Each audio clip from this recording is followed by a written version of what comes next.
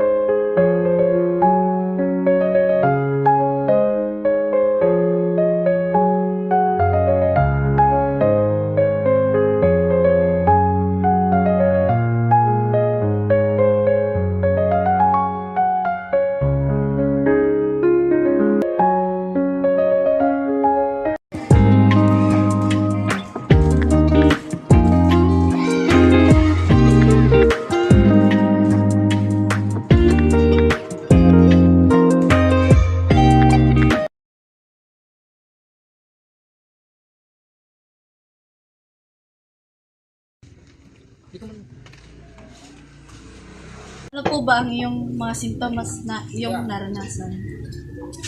Kasi mga nakakasirog ito, pagkulit ang tulak, saka pagkulit ang payo, saka pagkakalita. Sa tingin niyo po, ano ang naging sanhi ng dengue sa inyong barangay? Siguro sa pagdakol ka mga basura, saka pagrambong ka mga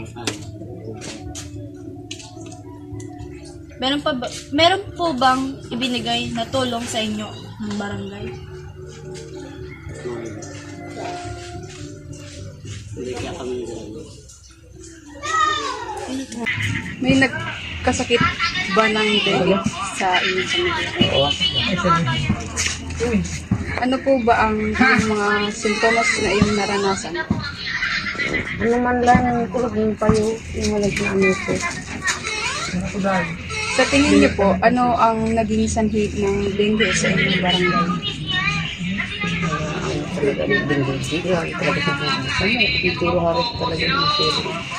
Sa kung saan sa mga basura. Ay, kung basura nga yun. Hindi, sa ano, kaya grabe kaya ganun siya kung hindi ano kung salita yun. Meron po bang ibinigay na tulong sa inyo ang salamat po.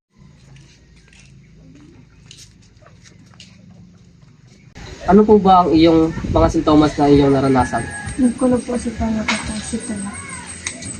Sa tingin niyo po, ano ang naging sanhi ng dengue sa inyong barangay? Dahil po sa basura.